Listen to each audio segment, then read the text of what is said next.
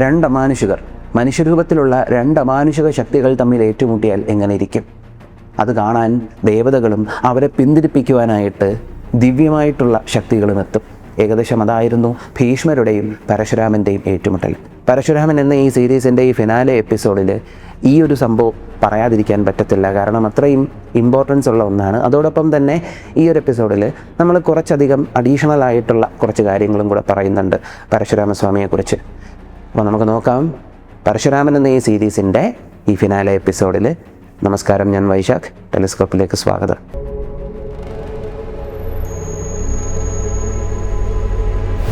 മഹേന്ദ്രഗിരിയിലെ പരശുരാമൻ്റെ ആശ്രമത്തിൽ ഒരു പരാതിയുമായിട്ടായിരുന്നു അംബ എന്ന കാശി രാജകുമാരി എത്തിയത്. തൻ്റെ സ്വയംവരത്തിൽ പരശുരാമൻ്റെ തന്നെ ഒരു ശിഷ്യനായ ക്ഷത്രിയൻ കയറി വരികയും അദ്ദേഹത്തിൻ്റെ ശക്തി പ്രദർശനത്തിലൂടെ ആ 3 രാജകുമാരിമാരെയും, അതായത് അംബയെയും അംബയുടെ 2 സഹോദരിമാരെയും കടത്തിക്കൊണ്ടുപോവുകയും ചെയ്തു. എന്നാൽ അംബയുടെ മനസ്സിൽ ശാൽവരാജാവിനോടുള്ള പ്രണയമുണ്ടായിരുന്നു എന്ന കാര്യം ആ ഒരു ക്ഷത്രിയനോട് തുറന്നു പറഞ്ഞപ്പോഴത്തേക്കും അംബയെ മോചിപ്പിക്കുകയും ചെയ്തായിരുന്നു.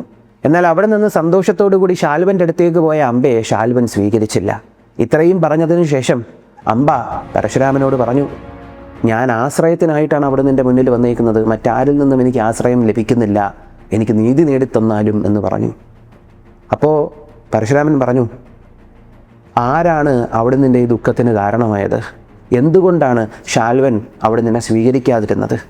അപ്പോൾ അംബ പറഞ്ഞു, ശാൽവൻ എന്നെ സ്വീകരിക്കാതിരുന്നതിൻ്റെ കാരണമെന്ന് വെച്ചാൽ സ്വയംവരത്തിൽ വന്ന അത്ര ആളുകളുടെ മുന്നിലും ശക്തി പ്രദർശനം കാണിച്ച് എന്നെ തട്ടിക്കൊണ്ടുപോയത് അങ്ങയുടെ ശിഷ്യനും അമാനുഷികനും മഹാരഥനുമായ സാക്ഷാൽ ഭീഷ്മരായതുകൊണ്ടാണ്. പിന്നീടുണ്ടായ സംഭവവികാസങ്ങളെ തുടർന്ന് പരശുരാമനും ഭീഷ്മരും നേരിട്ട് കണ്ടുമുട്ടുകയാണ്. പരശുരാമനും പരശുരാമൻ്റെ കൂടെ ആളുകളുമുണ്ട്, അംബയൊക്കെ ഉണ്ട്. പരശുരാമനോടെ ഭീഷ്മരെ കാത്തിരിക്കുകയാണ്. പെട്ടെന്നാണ് അവിടെ എല്ലാവരുടെയും ശ്രദ്ധ പിടിച്ചു പറ്റുന്നത് പോലെ ആ രഥത്തിൻ്റെ ശബ്ദം കേട്ടത്. ശബ്ദം കേട്ട ദിശയിലേക്ക് അവർ നോക്കിയപ്പോൾ അവർക്ക് കാണാൻ കഴിഞ്ഞു സ്വർണവും വെള്ളിയും കൊണ്ട് നിർമ്മിച്ച വെള്ള കുതിരകളെ പൂട്ടിയേക്കുന്ന ഒരു രഥം. ആ രഥത്തിൽ പാറിപ്പറക്കുന്ന കൊടിയുടെ അടയാളമെന്ന് പറയുമ്പോൾ പനയും പനയ്ക്ക് ചുറ്റിനും പനമരവും പനമരത്തിന് ചുറ്റിനും 5 നക്ഷത്രങ്ങളുമായിരുന്നു. അങ്ങനെയും ദിവ്യമായിട്ടുള്ള ആ ഒരു രഥത്തിനുള്ളിൽ വെള്ള വസ്ത്രം ധരിച്ച്, ലോഹത്തിൻ്റെ കവചം ധരിച്ച്, വെള്ളിക്കിരീടം ധരിച്ച്, ആഭരണങ്ങളും ധരിച്ച്, യുദ്ധത്തിന് സജ്ജമെന്നതുപോലെ ദിവ്യമായിട്ടുള്ള പ്രതാപത്തിൻ്റെ പ്രതിരൂപം പോലെ ഭീഷ്മരെ അവർക്ക് കാണാൻ കഴിഞ്ഞു. ഈ സംഭവം നടക്കുന്ന സമയത്ത് പാണ്ഡുവും ധൃതരാഷ്ട്രവും പോലും ജനിച്ചിട്ടില്ല. അപ്പം അത്രയും മുമ്പ് നടന്ന കാര്യമാണ്. അപ്പോൾ അങ്ങനെ ഭീഷ്മരവിടെ എത്തി. ഭീഷ്മരോട് പരശുരാമൻ പറഞ്ഞു, ഈ കുട്ടിക്കുണ്ടായ നീതികേടിനൊരു തീരുമാനം എടുക്കണം, നീ ഈ കുട്ടിയെ സ്വീകരിക്കണം എന്ന് പറഞ്ഞു. ഇപ്പോൾ ഭീഷ്മർ പറഞ്ഞു, ഇനി എനിക്ക് എങ്ങനെ ഈ കുട്ടിയെ എൻ്റെ അനുജന് കല്യാണം കഴിച്ചു കൊടുക്കാൻ പറ്റും? ഈ കുട്ടി ഓൾറെഡി എന്നോട് പറഞ്ഞല്ലോ പുള്ളിക്കാരി ശാൽവ മഹാരാജാവിൻ്റെ അനുരുക്തയാണ്. അപ്പം എങ്ങനെ ഞാൻ എൻ്റെ സഹോദരന് കല്യാണം കഴിച്ചു കൊടുക്കും? ഇവളെ സ്നേഹത്തോടു കൂടി ഞാൻ സ്വീകരിക്കാമെന്ന് വിചാരിച്ചാൽ ഞാൻ ബ്രഹ്മചര്യ വ്രതം അനുഷ്ഠിക്കുകയല്ലേ ഗുരുദേവ എന്ന് പരശുരാമനോട് ഭീഷ്മർ പറഞ്ഞു. അപ്പോൾ പരശുരാമൻ പറഞ്ഞു, അല്ല, അങ്ങനെ പറഞ്ഞാൽ പറ്റത്തില്ല. ഈ ഒരു കുട്ടിക്ക് ഇത്രയും ഒരു ബുദ്ധിമുട്ടുണ്ടായതിനുള്ള കാരണം നീയാണ്, അതിനുള്ളൊരു സൊല്യൂഷൻ നീ കണ്ടേ പറ്റുള്ളൂ. അപ്പോൾ ഭീഷ്മർ ഒരു വിധത്തിലും അമ്പിനും വില്ലിനും അടുക്കുന്നില്ല. അങ്ങനെ ഒടുവിൽ 2 പേരും യുദ്ധത്തിന് സജ്ജമായി. അപ്പോൾ ഇത്രയും ഞാൻ പറഞ്ഞതെന്ന് പറയുമ്പോഴത്തേക്കും ഇത് ആദ്യമായിട്ടിത് കേൾക്കുന്ന ആളുകളുണ്ടാവുമല്ലോ. അപ്പോൾ ഈ യുദ്ധം വെറുതെ യുദ്ധം പറഞ്ഞാൽ പോലല്ലോ, യുദ്ധത്തിൻ്റെ കാരണം പറയണമല്ലോ. അപ്പോൾ ഇവർ 2 പേരും പിന്നീട് യുദ്ധം ആരംഭിക്കുകയാണ്. അങ്ങനെ യുദ്ധം ആരംഭിക്കുന്ന ദിവസം 2 പേരും യുദ്ധഭൂമിയിൽ വന്ന് നിൽക്കുന്നു. ഭീഷ്മർ നേരത്തെ പറഞ്ഞ ആ ഗംഭീര രഥത്തിൽ തന്നെയാണ് ആയുധസജ്ജനായിട്ട് ഇങ്ങനെ വന്ന് നിൽക്കുന്നു. പരശുരാമൻ ഭൂമിയിൽ നിൽക്കുകയാണ് ആയുധവും എന്തിക്കൊണ്ട്. അപ്പോൾ ഭീഷ്മർ പറഞ്ഞു, ഗുരുദേവ, അങ്ങ് നിലത്ത് നിൽക്കുകയാണെങ്കിൽ എനിക്ക് യുദ്ധം ചെയ്യാൻ പറ്റത്തില്ല, അങ്ങ് എത്രയും പെട്ടെന്നൊരു രഥം സജ്ജമാക്കിയാലും എന്നിട്ട് നമുക്ക് പോരാടാമെന്ന് പറഞ്ഞു. അപ്പോൾ പരശുരാമൻ പറഞ്ഞു, ഭീഷ്മ, ഒരു കാര്യം മനസ്സിലാക്കുക, ഈ ഭൂമിയാണ് എനിക്ക് രഥം, 4 വേദങ്ങളാണ് എൻ്റെ കുതിരകൾ, വായുവാണ് എൻ്റെ സാരഥി. അതുകൊണ്ട് എനിക്ക് രഥമുണ്ടോ ഇല്ലയോ എന്ന് നീ ചിന്തിക്കേണ്ട, യുദ്ധം തുടങ്ങിക്കൊള്ളൂ എന്ന് പറഞ്ഞു. അടുത്ത നിമിഷം ഭീഷ്മർ കാണുന്ന കാഴ്ച, ഭൂമിയിൽ നിന്നൊരു രഥം പൊങ്ങി വരുന്നു. ആ രഥത്തിൽ നിന്നുകൊണ്ട് പരശുരാമൻ ആ രഥത്തിൽ നിന്നുകൊണ്ട് ഇങ്ങനെ ഉയരുകയാണ്. കണ്ണടച്ച് തുറക്കുന്ന സമയത്ത് അവിടെ ഒരു രഥം സജ്ജമായി. രഥത്തിൽ നല്ല ഗംഭീരമായിട്ടുള്ള ദിവ്യമായിട്ടുള്ള 4 കുതിരകൾ. സാരഥിയായിട്ട് പരശുരാമൻ്റെ ഏറ്റവും വിശ്വസ്തനായ ആകൃതവർണ്ണൻ കയറിയിരുന്നു. ഭീഷ്മർ പരശുരാമനെ സൂക്ഷിച്ചു നോക്കിയപ്പോൾ ചന്ദ്രൻ്റെയും സൂര്യൻ്റെയും അടയാളങ്ങളുള്ള ഒരു കവചവും പരശുരാമൻ ധരിച്ചേക്കുന്നു. അങ്ങനെ 2 പേരും യുദ്ധത്തിനായി ശംഖ് മുഴക്കി. അടുത്ത നിമിഷം ഭീഷ്മർ എന്താ ചെയ്തതെന്ന് വെച്ചാൽ ആയുധം വെച്ച് പരശുരാമൻ്റെ അടുത്തേക്ക് പോയി പരശുരാമനെ കാല് തൊട്ട് വണങ്ങി അനുഗ്രഹം വാങ്ങി ഗുരുദേവ ഞാൻ അങ്ങുമായി യുദ്ധം ചെയ്യാൻ പോവുകയാണ്, വിജയിക്കാനായിട്ടുള്ള അനുഗ്രഹം നൽകിയാലും എന്ന് പറഞ്ഞു. പരശുരാമൻ ഒന്ന് ചിരിച്ചിട്ട്, അതായത് ചോദിച്ചെന്താണെന്ന് മനസ്സിലായി, പറഞ്ഞു എന്തായാലും നീ ഇങ്ങനെ ചെയ്തതിൽ ഞാൻ ഒരുപാട് സന്തോഷിക്കുന്നു. കാരണം എന്താണോ വിധിപ്രകാരം ചെയ്യേണ്ടത് അത് തന്നെയാണ് നീ ചെയ്തേക്കുന്നത്, അതിൽ I am proud of you. പക്ഷേ വിജയ് ഭവ എന്നെനിക്ക് പറയാൻ പറ്റത്തില്ല, കാരണം ഓപ്പോസിറ്റ് നിൽക്കുന്നത് ഞാനാണ്. അതുകൊണ്ട് ഇതിലൂന്നിക്കൊണ്ട് പോരാടുക, നിൻ്റെ മികവ് കാണിക്കുക എന്ന് മാത്രം വരദാനം കൊടുത്തു. എന്നിട്ട് ഇവർ രണ്ടുപേരും ശംഖുനാദം മുഴക്കി ആക്രമണം തുടങ്ങിയൊരു ഓർമ്മയെ ഭീഷ്മർക്കുള്ളൂ. മിന്നൽ വേഗത്തിൽ പരശുരാമൻ്റെ വില്ലിൽ നിന്ന് അസ്ത്രങ്ങൾ പാഞ്ഞു വന്ന് ഭീഷ്മരുടെ കുതിരകളുടെയും സാരഥിയുടെയും ദേഹത്ത് തറച്ച് കുതിരകൾക്കും സാരഥിക്കും പെട്ടെന്ന് ക്ഷീണമുണ്ടായി. യുദ്ധം തുടങ്ങി നിമിഷ നേരം കൊണ്ട്. അപ്പോൾ ഭീഷ്മരിത് കണ്ടപ്പോൾ, അതായത് സാരഥിയും ക്ഷീണിച്ചു, കുതിരയും ക്ഷീണിച്ചു. യുദ്ധത്തിൻ്റെ തുടക്കം കുറച്ചു നേരം കഴിഞ്ഞ ഉടനെ തന്നെ. അപ്പോൾ ഇത് കണ്ട് ഭീഷ്മർ ഉറപ്പിച്ചു, ഇനി എനിക്ക് മേലും കീഴും നോക്കാനില്ല, അതുകൊണ്ട് ഗുരുദേവ അങ്ങയുടെ വില്ല് ഞാൻ ഇറക്കാൻ പോവുകയാണ് എന്നും പറഞ്ഞ് ശക്തമായിട്ടുള്ളൊരു അമ്പെടുത്ത് ഭീഷ്മർ നേരെ പരശുരാമന് നേരെ അയച്ചു. ആ അമ്പ് പോയി പരശുരാമൻ്റെ വില്ലിനെ 2 കഷ്ണമാക്കി മുറിച്ചങ്ങ് വീഴ്ത്തി. തൻ്റെ ശിഷ്യനായ ഭീഷ്മർ തൻ്റെ വില്ലെറുത്തത് കണ്ട ഉടനെ പരശുരാമൻ ആ വില്ല് വലിച്ചെറിഞ്ഞ് അടുത്ത വില്ലെടുത്ത ഗ്യാപ്പിൽ പരശുരാമൻ്റെ ദേഹത്ത് വീണ്ടും ഭീഷ്മർ അസ്ത്രങ്ങൾ എയ്ത് കയറ്റി. ആ അസ്ത്രങ്ങൾ പരശുരാമൻ്റെ ദേഹത്ത് എയ്തപ്പോഴത്തേക്കും അദ്ദേഹത്തിൻ്റെ ദേഹത്ത് ഒരുപാട് മുറിവുകളുണ്ടായി. വീണ്ടും ഇവർ പോരാടി തുടങ്ങി. ഈ പോരാട്ടത്തിനിടയിൽ പരശുരാമനെ ഭീഷ്മർ മുറിവേൽപ്പിക്കുന്നത് കണ്ടപ്പോൾ ഭീഷ്മർക്ക് ഭയങ്കരമായിട്ട് മനസ്സ് നൊന്തു. അങ്ങനെ ആദ്യത്തെ ദിവസം വലിയ ആർക്ക് ജയം, ആര് മുമ്പേ നിന്നു എന്നുള്ള സംസാരമൊന്നുമില്ല. രണ്ടുപേരും തുല്യമായിട്ട് മുറിവേറ്റിട്ടുണ്ട്. പക്ഷേ പരശുരാമൻ്റെ ദേഹത്തുണ്ടായ മുറിവ് കണ്ടപ്പോൾ ഭീഷ്മർക്ക് മനസ്സ് നൊന്തു. അങ്ങനെ ആദ്യത്തെ ദിവസം സൂര്യാസ്തമയത്തിൽ യുദ്ധം അവസാനിപ്പിച്ചു. അങ്ങനെ അടുത്ത ദിവസം സൂര്യോദയത്തിൽ ഇവർ വീണ്ടും ചട്ട കെട്ടി യുദ്ധത്തിന് സജ്ജമായി വന്നു. ഇപ്രാവശ്യം ഒരു ചേഞ്ച്. രണ്ടുപേരും ഒട്ടും പിന്നോട്ട് നിന്നില്ല, അങ്ങോട്ടും ഇങ്ങോട്ടും അസ്ത്രങ്ങൾ എയ്തുകൊണ്ടേയിരുന്നു. അസ്ത്രങ്ങളെയും അറിയാമല്ലോ, ഈ ഒരു ധനുർയുദ്ധം അറിയാമല്ലോ, അസ്ത്രം വരുമ്പോഴത്തേക്കും മറ്റേ ആൾ അസ്ത്രം കൊണ്ട് അതിനെ മുറിക്കും. അങ്ങനെ ഇവർ അസ്ത്രങ്ങളെയ്ത് പരസ്പരം അസ്ത്രങ്ങളെയ്ത് ഈ അസ്ത്രങ്ങളെ തകർത്ത് വിട്ടുകൊണ്ടിരിക്കുന്നതിൻ്റെ ഇടയ്ക്ക് യുദ്ധഭൂമിയിൽ തിളക്കങ്ങൾ, അതായത് ഊർജത്തിൻ്റെ വെളിച്ചങ്ങൾ ഉണ്ടാവാൻ തുടങ്ങി. ആളുകൾ നോക്കിക്കാണുകയാണ് ചുറ്റിനും നിന്ന്. എന്താണ് സംഭവം? പരശുരാമനും ഭീഷ്മരും അങ്ങോട്ടേക്കും ഇങ്ങോട്ടേക്കും ദിവ്യാസ്ത്ര പ്രയോഗങ്ങൾ ആരംഭിച്ചു. അടുത്ത ക്ഷണം ഭീഷ്മർ തൻ്റെ വില്ലിങ്ങനെ കുലച്ചപ്പോൾ ആ വില്ലിൽ ഇങ്ങനെ കാറ്റ് രൂപീകരിക്കപ്പെട്ടു. അപ്പോൾ മനസ്സിലായി വായവ്യാസ്ത്രമാണ് പ്രയോഗിക്കാൻ പോകുന്നത്. ആ അസ്ത്രം അങ്ങോട്ട് അയച്ചപ്പോൾ ഭീഷ്മരുടെ വില്ലിൽ നിന്ന് കാറ്റിൻ്റെ ഒരു ശക്തി പരശുരാമന് നേരെ ഇങ്ങനെ പാഞ്ഞെടുത്തപ്പോൾ പരശുരാമൻ ഗുഹ്യകാസ്ത്രം എന്നൊരു അസ്ത്രം കൊണ്ട് ഈ വായവ്യാസ്ത്രത്തെ തടഞ്ഞു. അടുത്ത നിമിഷം ഭീഷ്മർ തൻ്റെ വില്ലിലേക്ക് ഒരു അസ്ത്രം എടുത്തു വെച്ച് മന്ത്രജപം നടത്തി അസ്ത്രം പിന്നിലേക്ക് വലിച്ചു. ആ അസ്ത്രത്തിന് രൂപമാറ്റം ഉണ്ടായി. ആ വില്ലും അസ്ത്രവും കൂടെ നിന്ന് കത്താനൊരുങ്ങി ആഗ്നേയാസ്ത്രം പ്രയോഗിച്ചു. ആഗ്നേയാസ്ത്രത്തെ പരശുരാമൻ വാരുണാസ്ത്രം കൊണ്ട് തടുത്തു. പിന്നീടും ഇവർക്കിടയിൽ പല ദിവ്യാസ്ത്രങ്ങളുടെ പ്രയോഗം നടന്നു. ഇതിനിടയിൽ പരശുരാമൻ അതിവിദഗ്ധമായി തൻ്റെ രഥം ഇങ്ങനെ ചലിപ്പിച്ച് ഭീഷ്മരുടെ ഇടത്തെ ഭാഗത്തേക്ക് എത്തി അങ്ങോട്ടേക്ക് ഒരു അസ്ത്രം ഇതെന്ന് കയറ്റി. ആ അസ്ത്രം വന്ന് ഭീഷ്മരുടെ ദേഹത്ത് തറച്ചപ്പോൾ ഭീഷ്മർ തല ഇറങ്ങിയെന്ന് ഇരുന്നു പോയി. രഥത്തിൽ ബോധം പോയി ഭീഷ്മരുടെ. ഉടനെ തന്നെ ഭീഷ്മരുടെ സാരഥി ആ രഥത്തെ യുദ്ധഭൂമിയിൽ നിന്നും മറ്റൊരു ദിശയിലേക്ക് കൊണ്ടുപോയി. പരശുരാമൻ അയച്ച അസ്ത്രങ്ങളുടെ എഫക്റ്റ് ഭീഷ്മരുടെ ദേഹത്ത് അപ്പോഴും ഉള്ളതുകൊണ്ട് തന്നെ ഭീഷ്മർക്ക് ബോധം വന്നിട്ടില്ല. കുറച്ച് കഴിഞ്ഞപ്പോഴത്തേക്കും ഭീഷ്മർ സാരഥിയോട് പറഞ്ഞു, മതി, എൻ്റെ ക്ഷീണം മാറി, ഇനി രണ്ടിലൊന്ന് അറിഞ്ഞിട്ട് എന്നെ കാര്യം തിരിച്ചു കൊണ്ടുപോകാൻ പറഞ്ഞു. അങ്ങനെ പിന്നീട് ഭീഷ്മരും പരശുരാമനും അങ്ങോട്ടേക്കും ഇങ്ങോട്ടേക്കും വീണ്ടും അസ്ത്രങ്ങൾ എയ്ത് വിട്ടുകൊണ്ടിരുന്നു. ഇവിടെ സംഭവിക്കുന്ന കാഴ്ച എന്ന് പറയുമ്പോൾ ചുറ്റും നിൽക്കുന്ന ആളുകൾ കാണുന്ന എന്താണ്? ഇവരങ്ങോട്ടും ഇങ്ങോട്ടും അസ്ത്രങ്ങൾ അയക്കുന്നുണ്ട്. ഈ അസ്ത്രങ്ങളെന്ന് പറയുമ്പോഴത്തേക്കും ഈ വില്ലിൽ നിന്ന് പോകുമ്പോൾ എണ്ണമറ്റ അസ്ത്രങ്ങളാണ് പോകുന്നത്.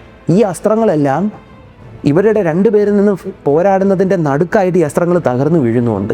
ഇതിനിടയിൽ ഭീഷ്മർ ശക്തമായിട്ടുള്ളൊരു അസ്ത്രം എടുത്തിട്ട്, അതായത് ഒരാളെ തീർക്കാൻ പറ്റുന്നത്രത്തോളം ശക്തമായ ഒരു അസ്ത്രം എടുത്തിട്ട് ദിശ മാറി പരശുരാമന് നേരെ അയച്ചു. ആ അസ്ത്രം വന്ന് പരശുരാമൻ്റെ ദേഹത്ത് തറച്ചപ്പോൾ അദ്ദേഹം നിലത്ത് വീണുപോയെന്നാണ് പറഞ്ഞേ. അപ്പോൾ പരശുരാമൻ നിലത്ത് വീണത് കണ്ട ഉടനെ അവിടെ ഇത് കണ്ടുകൊണ്ട് നിന്ന ആളുകളെല്ലാം അയ്യോ കഷ്ടം എന്നും പറഞ്ഞ് ഓടി വന്ന് പരശുരാമനെ അവിടെ നിന്ന് പിടിച്ചെഴുന്നേൽപ്പിച്ചു. അങ്ങനെ പരശുരാമനെ അവരെല്ലാവരും കൂടെ പിടിച്ചെഴുന്നേൽപ്പിച്ച സമയം പരശുരാമൻ ഭീഷ്മരെ ഒന്ന് നോക്കി. ഭീഷ്മർ എപ്പോഴും വില്ല് ഉയർത്തിപ്പിടിച്ച് നിൽക്കുകയാണ്. പരശുരാമന് ദേഷ്യം അടക്കാൻ കഴിഞ്ഞില്ല. പരശുരാമൻ പറഞ്ഞു, ഭീഷ്മരെ, ഇനി ഞാൻ നിന്നെ വെറുതെ വിടാൻ പോണില്ല. രഥത്തിൽ കയറിയ പരശുരാമൻ ചെയ്ത പ്രവൃത്തി ഭീഷ്മർക്ക് പ്രവചിക്കാൻ കഴിയുന്നതിനും അപ്പുറമായിരുന്നു. കണ്ണടച്ച് തുറക്കുന്ന വേഗത്തിൽ എണ്ണമറ്റ ശരങ്ങൾ പരശുരാമൻ ഭീഷ്മർക്ക് നേരെ അയച്ചു. ഭീഷ്മർക്ക് റിയാക്ട് ചെയ്യാൻ പറ്റുന്നതിന് മുൻപ് തന്നെ ആ അസ്ത്രങ്ങൾ ഭീഷ്മരുടെ 4 കുതിരകളെയും വധിച്ചു. ഭീഷ്മരുടെ അടുത്തേക്ക് വരികയും ചെയ്തു. കുറേ അസ്ത്രങ്ങളെ ഭീഷ്മർ തട്ടിമാറ്റി. എന്നിട്ട് തിരിച്ച് പരശുരാമന് നേരെ അസ്ത്രങ്ങൾ അയച്ചു. പിന്നെ അവിടെ നടന്ന കാഴ്ച എന്ന് പറയുമ്പോഴത്തേക്കും അങ്ങോട്ടേക്കും ഇങ്ങോട്ടേക്കും അസ്ത്രപ്രയോഗം നടത്തി ഇവരയക്കുന്ന അസ്ത്രങ്ങൾ കൂട്ടിമുട്ടി അവിടെ ഒരു മലയുണ്ടായതായിരുന്നു. തൊട്ടടുത്ത ദിവസം നടന്ന പോരാട്ടം തലേ ദിവസത്തെക്കാട്ടിയും ഭയാനകമായിരുന്നു. ഭീഷ്മർക്ക് നേരെ പരശുരാമൻ മിന്നൽ വേഗത്തിൽ വേലുകൾ എറിഞ്ഞുകൊണ്ടിരുന്നു. ആ വേലുകൾ ഭീഷ്മർ തകർത്ത് വിട്ടുവെങ്കിൽ പോലും അടുത്ത നിമിഷം പരശുരാമൻ അയച്ച ശരവർഷം, ആ ശരവർഷം ഭീഷ്മരുടെ രഥത്തിനെയും കുതിരകളെയെല്ലാം ഓടുന്നത് പോലെയായിരുന്നു. ആ ഒരു നിമിഷം തന്നെയും തൻ്റെ രഥത്തിനെയും സാരഥിയെയും കുതിരകളെയും പരശുരാമനിൽ നിന്ന് സംരക്ഷിക്കാനായിട്ടുള്ളൊരു ശ്രമം മാത്രമേ ഭീഷ്മർക്ക് നടത്താൻ കഴിഞ്ഞുള്ളൂ. അടുത്ത നിമിഷം ഇതിന് മറുപടിയായിട്ട് ശരവർഷം ഭീഷ്മർ വഹിച്ചു. അന്നത്തെ ദിവസം അങ്ങോട്ടേക്കും ഇങ്ങോട്ടേക്കും തകർക്കുക എന്നുള്ളൊരു ശ്രമത്തോടു കൂടിയിട്ടുള്ള അസ്ത്രപ്രയോഗമായിരുന്നുവെങ്കിൽ അടുത്ത ദിവസം പരശുരാമൻ്റെ അമാനുഷിക പ്രയോഗമായിരുന്നു ഭീഷ്മർ കണ്ടത്. അടുത്ത ദിവസം യുദ്ധം ആരംഭിച്ച സമയത്ത് പരശുരാമൻ രഥത്തിൽ നിന്ന് ആകാശത്തിലേക്കൊന്ന് പൊങ്ങി. ഭീഷ്മർ നോക്കിയപ്പോൾ ഞെട്ടിപ്പോവുകയാണ്. ഭൂമിയിൽ നിന്ന് ഗുരുദേവൻ പറന്ന് ആകാശത്തിലേക്ക് പൊങ്ങിയിട്ട് ആ ആകാശമണ്ഡലത്തിൽ നിന്നുകൊണ്ട് പരശുരാമൻ ഭീഷ്മരുടെ രഥത്തിനും കുതിരകൾക്കും മേൽ ഇങ്ങനെ അസ്ത്രങ്ങളും അയച്ചു. അതായത് കറക്റ്റ് മഴ പെയ്യുന്നത് പോലെ അസ്ത്രങ്ങൾ ഒരു സ്ഥലത്ത് മാത്രം കേന്ദ്രീകരിച്ച്. ഭീഷ്മർ അതൊക്കെ തടയാൻ ശ്രമിച്ചുവെങ്കിലും ഭീഷ്മരുടെ സാരഥിക്ക് മുറിവേൽറ്റ് ആ സാരഥി ഇറങ്ങി ഓടിയെങ്കിൽ പോലും സാരഥി, ഭീഷ്മർക്ക് ഏറ്റവും പ്രിയപ്പെട്ട സാരഥിയും കൂടെയായിരുന്നു, പേര് പറയുന്നില്ല, ആ സാരഥി അവിടെ വധിക്കപ്പെടുകയും ചെയ്തു. ഇതുകൂടെ കണ്ടപ്പോൾ ഭീഷ്മർക്ക് എന്തോ ചെയ്യണമെന്ന് അറിയാൻ വയ്യാത്തൊരവസ്ഥയായി. കാരണം പരശുരാമൻ അങ്ങനത്തെ പ്രയോഗം. ഇതിൻ്റെ ഇടയിൽ ഭീഷ്മർ ഇതിനെ തടയാൻ ശ്രമിച്ച ഗ്യാപ്പിൽ പരശുരാമൻ അയച്ച കുറച്ച് അസ്ത്രങ്ങൾ ഭീഷ്മരുടെ കയ്യിലേക്ക് വന്ന് കയറി ഭീഷ്മർ രഥത്തിൽ നിന്ന് നിലത്തേക്ക് വീണു.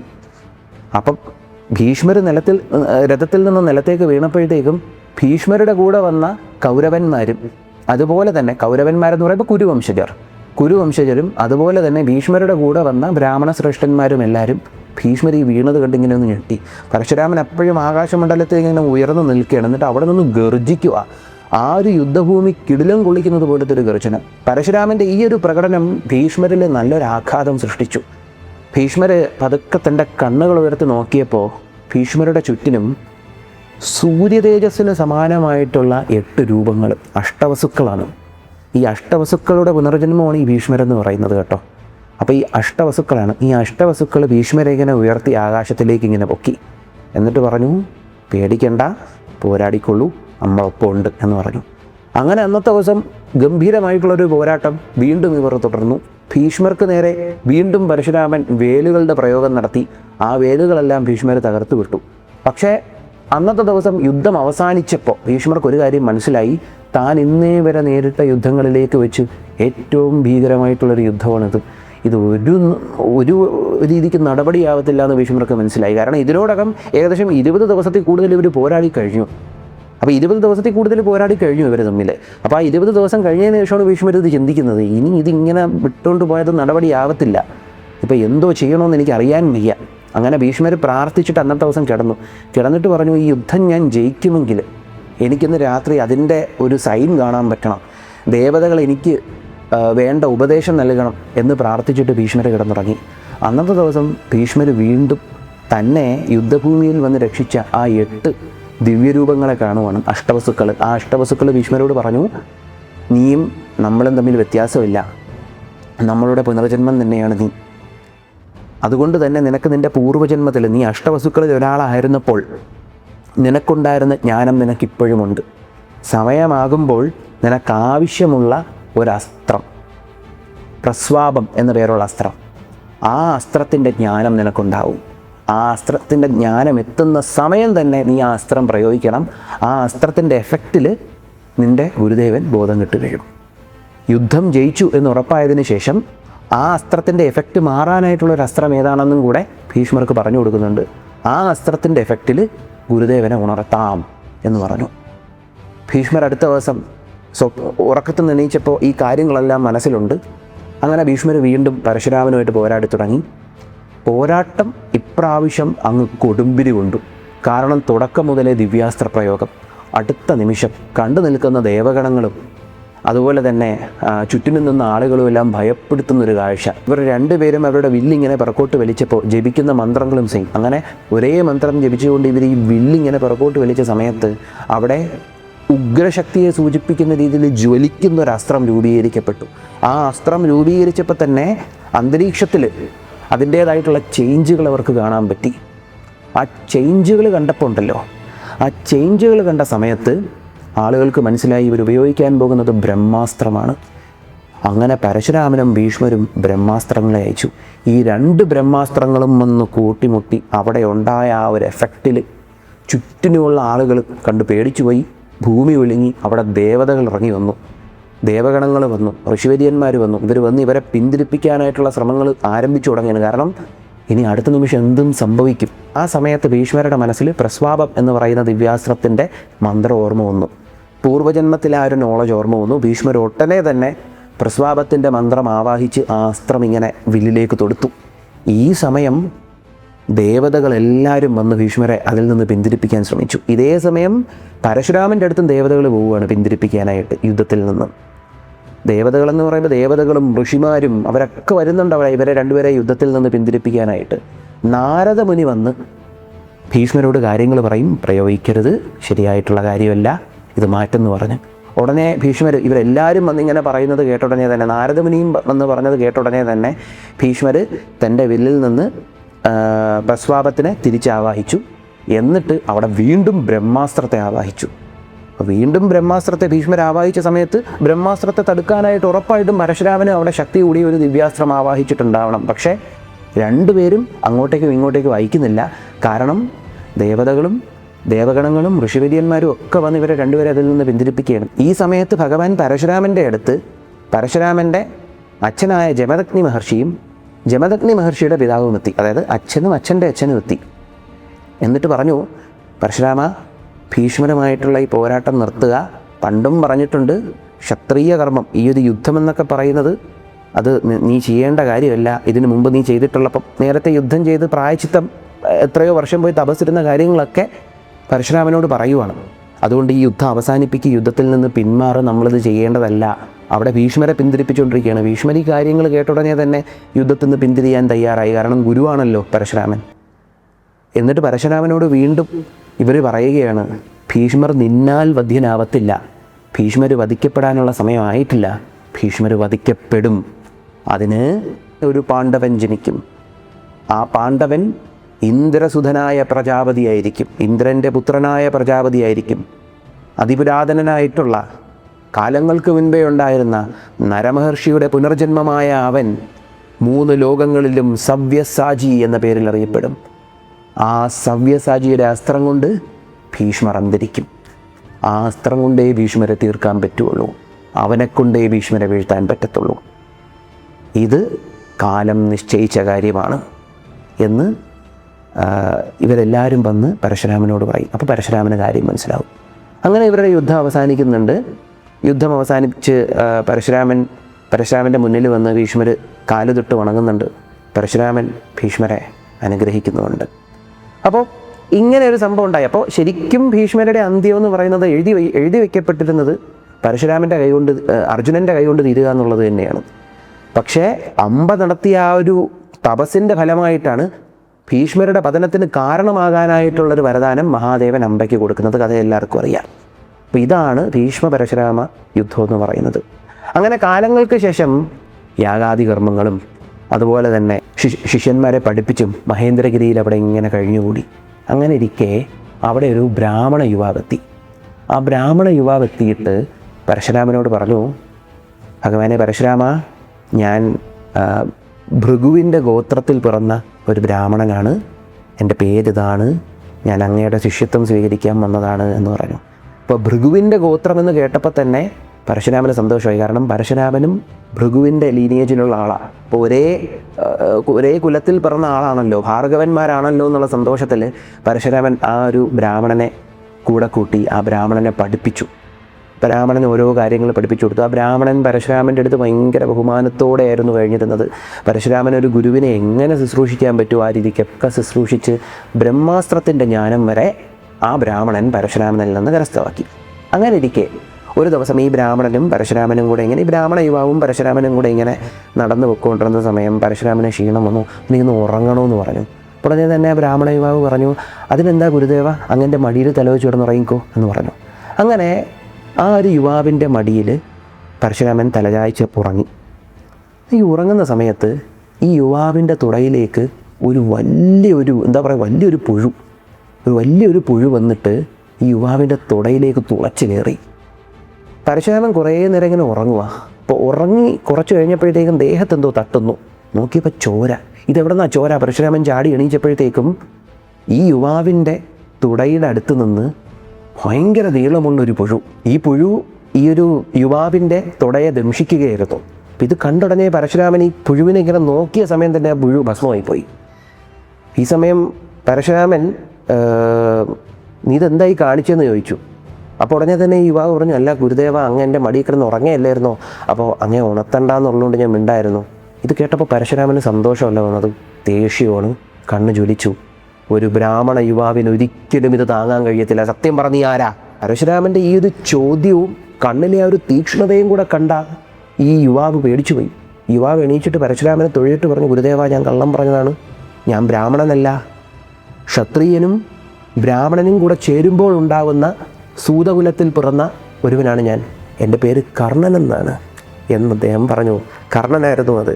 അപ്പോൾ കർണൻ അല്ലേ, ബ്രാഹ്മണ കുലത്തിൽ ജനിച്ചു എന്ന് കള്ളത്തരം വന്ന് എൻ്റെ അടുത്ത് നിന്ന് പഠിച്ചെടുത്തു അല്ലേ, അത് അസ്ത്രങ്ങളോടുള്ള നിൻ്റെ അത്യാഗ്രഹം കാരണം നീ ചെയ്തു അല്ലേ, അതുകൊണ്ട് തന്നെ ഇവിടെ വെച്ച് ഞാൻ നിന്നെ ശപിക്കുകയാണ് കർണ, ബ്രഹ്മാസ്ത്രത്തിൻ്റെ ജ്ഞാനം നീ മറന്നുപോകും, അതും നിനക്ക് തുല്യനായിട്ടുള്ള ഒരുവനുമായി നീ പോരാടുന്ന സമയത്ത്, നീ മരണത്തെ മുന്നിൽ കാണുന്ന നിമിഷം, നിന്റെ മരണം എത്തുന്ന നിമിഷം, മരണമാസന്നമാകുന്ന നിമിഷം കർണ, ഈ ഒരു ദിവ്യാസ്ത്രത്തിൻ്റെ ജ്ഞാനം നീ മറന്നുപോകും എന്ന് പരശുരാമൻ ശപിച്ചു. എന്നിട്ട് പരശുരാമൻ പറഞ്ഞു, ഇത്രയും കാപട്യം നിറഞ്ഞ സ്വഭാവമുള്ള ഒരുത്തിന് ഇവിടെ സ്ഥാനമില്ല, അതുകൊണ്ട് നീ പൊക്കോ, വിട്ടുപൊക്കോ എന്ന് പറഞ്ഞു.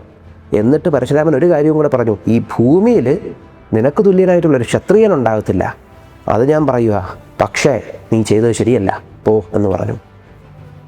കർണൻ പരശുരാമനെ വണങ്ങി ഒന്നും മിണ്ടാതെ അവിടെ നിന്ന് പോയി.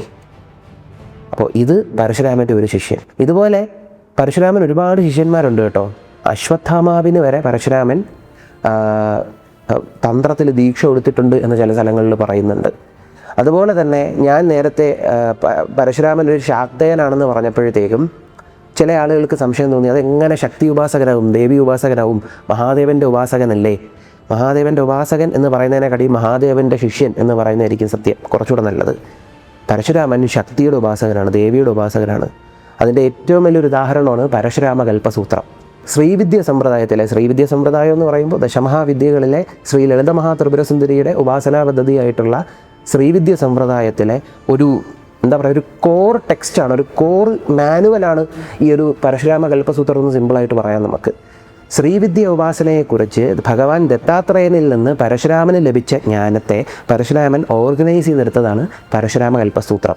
ശേഷം പരശുരാമൻ്റെ ശിഷ്യനായിട്ടുള്ള സുമേധൻ ഇതിനെ കുറച്ചുകൂടെ ചിട്ടപ്പെടുത്തിയെടുത്താണ് ഇപ്പോഴത്തെ പരശുരാമ കൽപ്പസൂത്രമാക്കിയതെന്ന് പറയപ്പെടുന്നുണ്ട്. അപ്പോൾ ഇതിൽ നിന്ന് തന്നെ മനസ്സിലാക്കാം പരശുരാമൻ ഒരു ശാക്തേയനായിരുന്നു പരശുരാമൻ.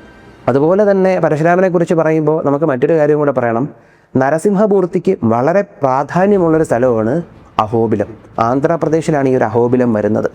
അഹോബിലത്തിൽ ഇങ്ങനെയാണ് വിശ്വാസം പറയുന്നത്, നരസിംഹമൂർത്തി സ്തംഭം പിളർന്ന് അവതരിച്ചത് അഹോബിലത്തിലാണെന്നാണ് പറയുന്നത്. ഇപ്പോഴും നരസിംഹമൂർത്തി പ്രത്യക്ഷപ്പെട്ട ആ ഉഗ്രസ്തംഭത്തിൻ്റെ അംശം അവിടെ കാണാമെന്നാണ് പറയുന്നത്. ഒരു മല പോലെ ആ ഉഗ്രസ്തംഭം ഇപ്പോഴും അവിടെ ഉണ്ടെന്നാണ് പറയുന്നത്, കാണാൻ പറ്റും അവിടെ ഉഗ്രസ്തംഭം. അപ്പോൾ ഈ ഒരു അഹോബിലത്തിൽ നരസിംഹമൂർത്തിയുടെ 9 പ്രധാന പ്രതിഷ്ഠകളുണ്ട്, നവനരസിംഹങ്ങൾ എന്ന് പറയും. ആ 9 പ്രധാന പ്രതിഷ്ഠകളിൽ ഒരെണ്ണം ഭാർഗവ നരസിംഹമാണ്. ഭാർഗവ നരസിംഹം പേരിൽ തന്നെയുണ്ട് പരശുരാമൻ. അവിടെ എത്തി പരശുരാമൻ നരസിംഹമൂർത്തിയെ പ്രീതിപ്പെടുത്താനായിട്ട് കഠിന തപസ് അനുഷ്ഠിച്ചു. നരസിംഹമൂർത്തി പ്രത്യക്ഷപ്പെടുന്ന സമയത്ത് പരശുരാമൻ നരസിംഹമൂർത്തിയോട് ഇങ്ങനെയാണ് പ്രാർത്ഥിച്ചത്, ഹിരണ്യകശിപുവിനെ വധിക്കുന്ന ആ ഒരു കാഴ്ചയിൽ എൻ്റെ മുന്നിൽ പ്രത്യക്ഷപ്പെടണേ ഭഗവാനെ എന്ന് പ്രാർത്ഥിച്ചുകൊണ്ടാണ് പരശുരാമൻ അവിടെ തപസ് ചെയ്തത്. ഏകദേശം ആ രൂപത്തിൽ തന്നെ അവിടെ നരസിംഹമൂർത്തി പരശുരാമന് ദർശനം കൊടുത്തുവെന്നാണ് പറയുന്നത്. അപ്പോൾ അവിടുത്തെ ആ ഒരു പ്രതിഷ്ഠ അങ്ങനെയാണ്.